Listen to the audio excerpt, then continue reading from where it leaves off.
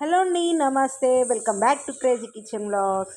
ఈరోజు వంకాయ శనగపప్పు కూరండి. క్యాటరింగ్ పద్ధతిలో ఏ విధంగా తయారు చేసుకుంటారో నేను వివరంగా చెప్తాను, స్టెప్ బై స్టెప్గా. మనకి చాలా బాగుంటుందండి ఈ కూర, శనగపప్పుతో తయారు చేసింది. క్యాటరింగ్ వాళ్ళు ఏ విధంగా తయారు చేస్తారో ఆ విధంగా తయారు చేసుకుందాము. ముందుగా శనగపప్పుని ఒక కప్పు తీసుకోవాలి. ఒక కప్పు తీసుకొని నానబెట్టుకోవాలి. తర్వాత వంకాయలు సన్నగా కట్ చేసి పెట్టుకోవాలండి. ఆ విధంగా సన్నగా కట్ చేసి పెట్టుకుంటే మనకి బాగుంటుంది కూర అనేది. మనము వీడియోలోకి వెళ్ళిపోతే కొంచెం నూనె వేసుకోవాలి.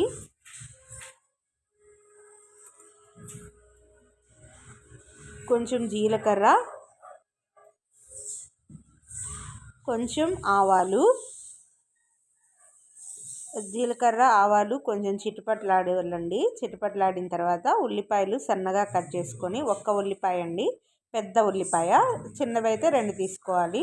పెద్ద ఉల్లిపాయ ఒక్కటి తీసుకుంటే సరిపోతుంది మనకి. ఇక క్వాంటిటీని బట్టి అండి, నేను 1/2 కేజీ తీసుకున్నాను వంకాయలు. శనగపప్పు వచ్చేసి ఒక చిన్న కప్పుడు, అంటే ఒక 100 గ్రామ్స్ ఉంటాయి శనగపప్పు. మొత్తము ఉల్లిపాయలు అన్నీ ఉల్లిపాయలు టమోటాలు వేగిన తర్వాత ఉల్లిపాయలు, అల్లం వెల్లుల్లి పేస్ట్, గసగసాలు మిక్సీ వేసానండి. ఆ క్లిప్ మిస్ అయింది, ఆన్లో ఉందనుకున్నా నేను కెమెరా. తర్వాత శనగపప్పు అనేది మనం ముందుగా వేసేసి ఆ మసాలా అంతా పట్టేటట్టు కలుపుకోవాలి. కొంచెం వాటర్ వేసి మనము శనగపప్పు అనేది ముందుగా మగ్గించుకోవాలి.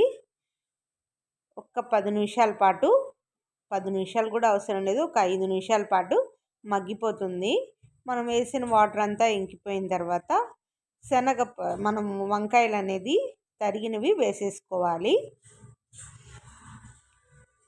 వంకాయలు ఆ విధంగా సన్నగా తరుక్కుంటేనే చాలా బాగా వస్తుంది కూర అనేది. దీంట్లో పసుపు, ఉప్పు, కారం. మనం మసాలా అనేది నేను చూపించలేదు కదండి. కొబ్బరి వేసాను. కొబ్బరి, అల్లం వెల్లుల్లి, ఒక చిన్న ఉల్లిపాయ,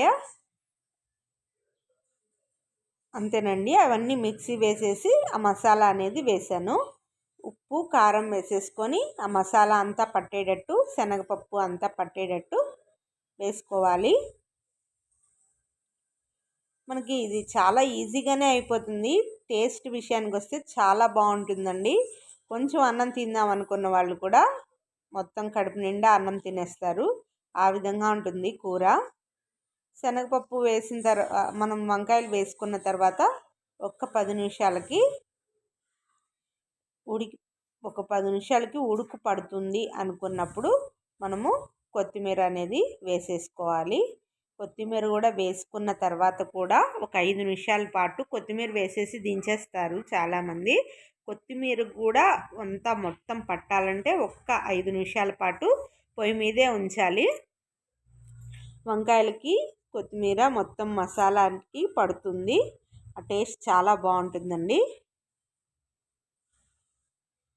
మనకి ఒక 5 నిమిషాలు ఉంచేసి అదిగోండి, వంకాయ శనగపప్పు మసాలా కూర రెడీ అయిపోయింది. మీకు నచ్చిందని అనుకుంటున్నాను. నచ్చితే మా ఛానల్ని లైక్ చేసి సబ్స్క్రైబ్ చేయండి.